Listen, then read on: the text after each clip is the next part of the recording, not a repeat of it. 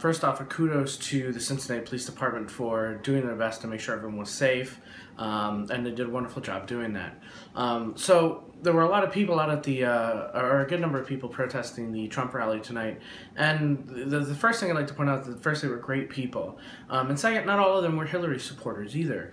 They were protesting human rights more than a political stance, and they were great.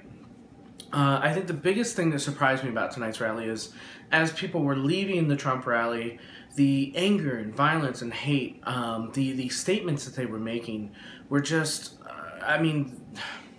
you expect it, but you don't.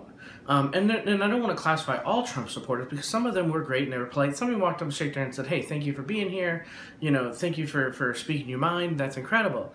But there were a good number who were spitting, who were, saying vulgar things to women, and it's terrifying that there is a group of people in this country and a group of people in the world who truly just think this way.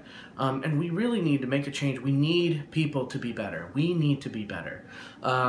So that's surprising. And again, I want to make it very clear that I do not want to lump every Trump supporter into that box, because there were some very polite and very wonderful Trump supporters out there as well.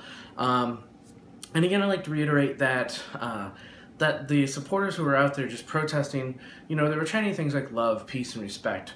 Women deserve respect. Immigration respect. Black Lives Matters. They were looking out for the interests of humanity. And they were great. And they were being great, and they were being peaceful. So then at the, near the end of the rally, and as people were leaving, a Trump supporter attacked one of the peaceful protesters. And so the police made the decision that we then had to leave. So instead of saying that they were wrong and that there shouldn't be violence, and I understand the situation the police were in, they want to see everyone safe.